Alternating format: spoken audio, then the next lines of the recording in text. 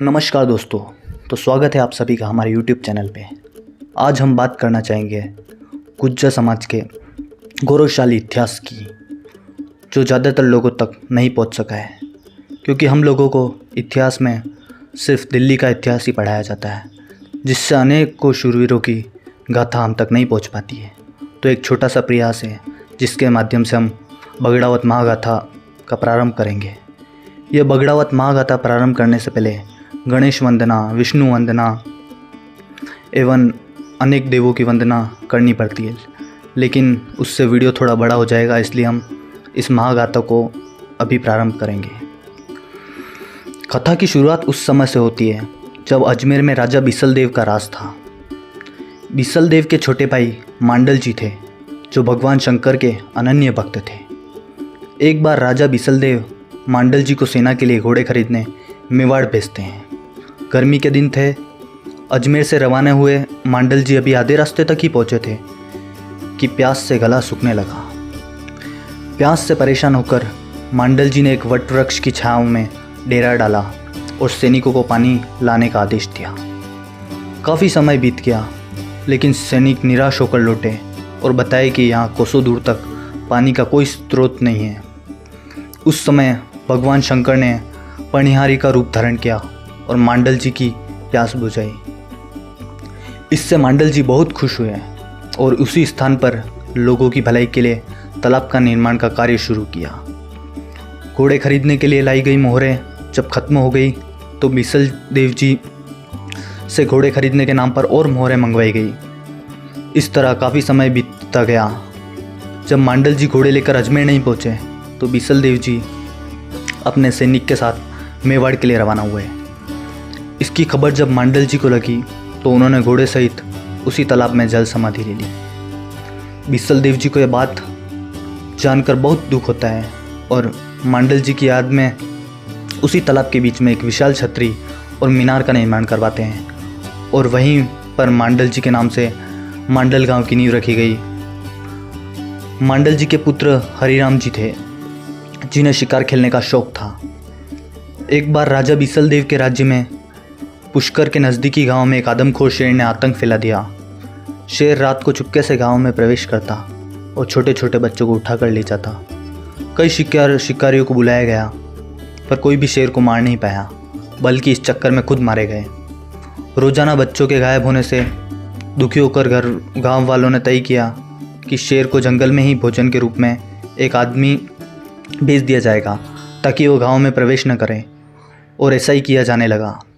एक बार हरिराम जी शिकार खेलते हुए उस गांव के नज़दीक पहुँचे और सूर्यास्त होने के कारण रात्रि विश्राम वही करने का निश्चय किया और रात बिताने के लिए गांव के बाहर की तरफ बनी झोपड़ी में पहुँचे और वहाँ मौजूद बुढ़िया से उनकी झोपड़ी में रात बिताने की अनुमति मांगी।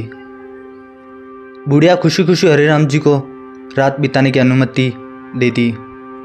रात को हरिराम जी ने देखा कि बुढ़िया अपने बेटे को बड़े प्यार से खाना खिला रही थी और साथ ही रो रही थी। हरिराम जी ने बुढ़िया से उसके रोने का कारण पूछा। तब बुढ़िया ने हरिराम जी को आदमखोर शेर के बारे में बताया और कहा कि आज उनकी बारी है।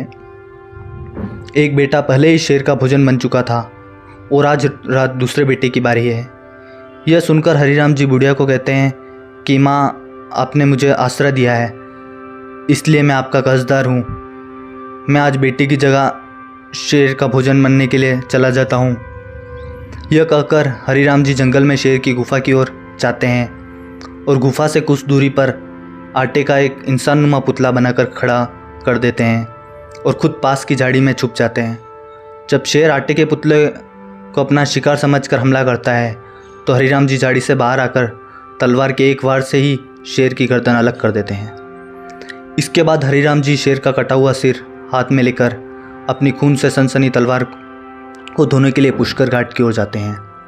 उसी रास्ते में लीला सेवड़ी नामक एक औरत रहती थी, जो सुबह सुबह सबसे पहले उठकर पुष्कर घाट पर नहा धोकर वरा भगवान की पूजा करने के लिए जाती थी। उसने यह प्रण ले रखा था कि वरा भगवान की पूजा करने के बाद ही इंसान का मुँह देखेगी। इधर पुष्कर घाट पर पहुँचकर हरिराम जी तलवार को धोने के लिए सीढ़ियों से नीचे उतरते हैं। उधर लीला सेवड़ी, जो वरा भगवान को की पूजा कर रही होती है, आठ सुनकर पीछे मुड़ के देखती है। हरिराम जी अचानक सामने लीला सेवड़ी को देख हड़बड़ाहट में शेर का कटा हुआ सिर आगे कर देते हैं, जिससे लीला सेवड़ी को हरिराम जी का सिर तो शेर का और धड़ इंसान का दिखाई देता है। वह हरिराम जी से कहती है, यह तुमने सही नहीं किया। अब मेरे जो भी संतान होगी वह ऐसी होगी जिसका सिर तो शेर का होगा एवं शरीर आदमी का। अब लीला सेवड़ी कहती है कि आपको मेरे साथ विवाह करना होगा। हरिराम जी सोचते हैं कि ऐसी सती औरत कहाँ मिलेगी और विवाह के लिए तैयार हो जाते हैं। और विवाह के कुछ समय पश्चात हरिराम जी और लीला सेवड़ी के यहाँ एक संतान पैदा होती है, जिसका सिर तो शेर का और बाकी शरीर मनुष्य का होता है। पैदा होते ही हरिराम जी उस बच्चे को लेकर एक बाग में बरगद के पेड़ की कोछर में छिपा कर चले आते हैं। दूसरे दिन बाग का माली आता है और देखता है कि बाग तो एकदम हरा भरा हो गया है। यह क्या चमत्कार है। और वह पूरे बाग में घूम फिर कर देखता है तो उसे बरगद की खोल में एक नवजात शिशु के रोने की आवाज़ सुनाई देती है। और बाग का माली दौड़कर बरगद के पेड़ की खोल में बच्चे को निकालता है। वह यह देखकर दंग हो जाता है कि बच्चे का मुख तो शेर का है और शरीर इंसान का। इस अनोखे बच्चे को लेकर माली राजा के पास लेकर जाता है।